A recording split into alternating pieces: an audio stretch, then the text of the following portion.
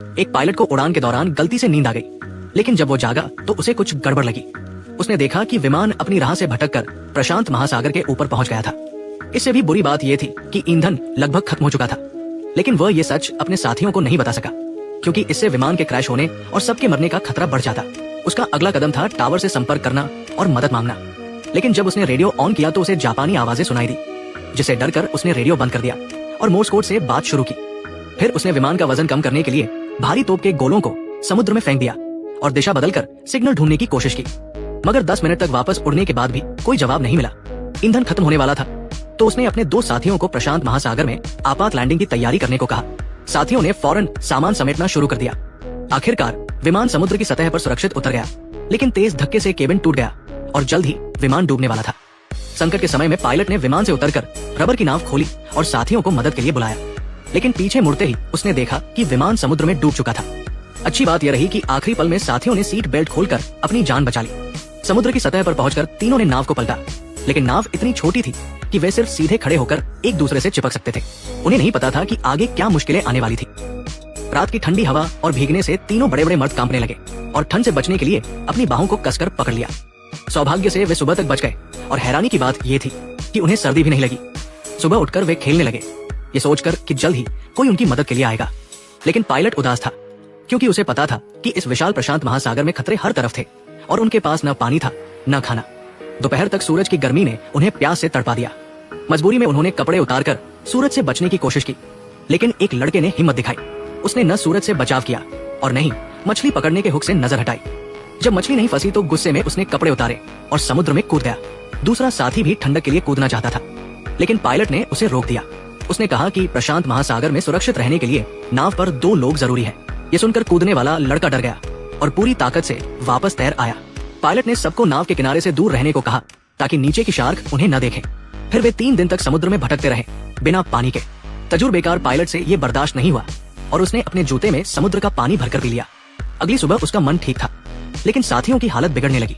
उन्हें भ्रम होने लगा और वे समुद्र के पानी को मिनरल वाटर समझकर पीने लगे। पायलट ने उन्हें रोक लिया। कई दिन और बीत गए। तभी पायलट को अपनी जेब में एक पेंसिल मिली। साथियों को लगा कि वो बेवजह शोर कर रहा है, लेकिन पायलट को ये बहुत काम की चीज लगी। उसने अपनी स्विमिंग ड्रेस पर कुछ लाइनें खींची, कंपास निकाला और क्रैश की दिशा का अंदाजा लगाया।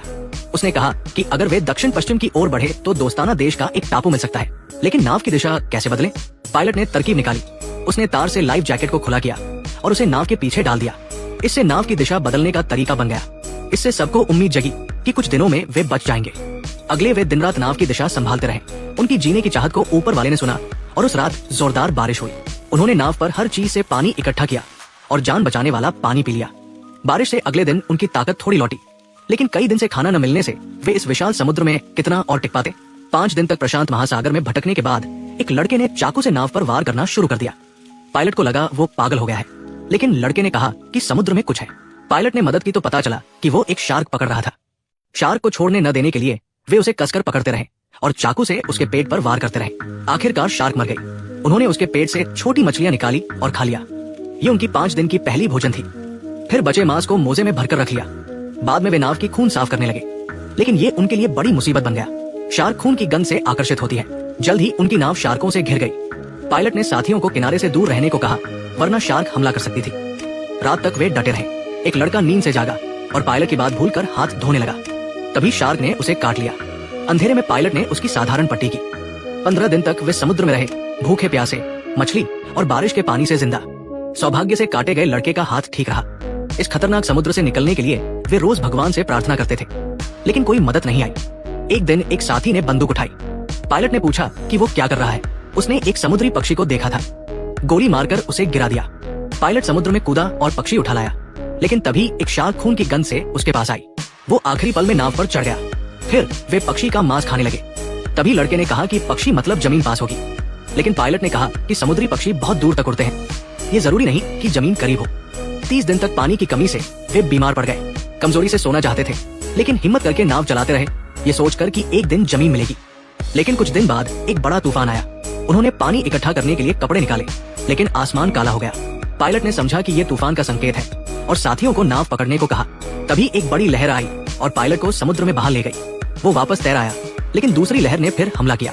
सारी कोशिशों के बावजूद वे लहरों से हार गए और उनका सारा खाना पानी में बह गया। पायलट सतह पर तैरा और नाव तक पहुंचा, लेकिन एक साथी गायब हो गया। वे चिल्लाए और उसे नाव के पीछे पाया।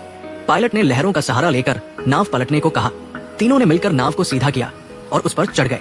उस रात वे एक दूसरे से चिपक कर गुजार गए। सुबह उनकी हालत खराब हो चुकी थी। वे हताश होकर नाव पर पड़े थे और मौत का इंतजार कर रहे थे। काफी देर बाद एक साथी ने डरते हुए देखा कि सामने एक टापू है। उसने बाकियों को जगाया।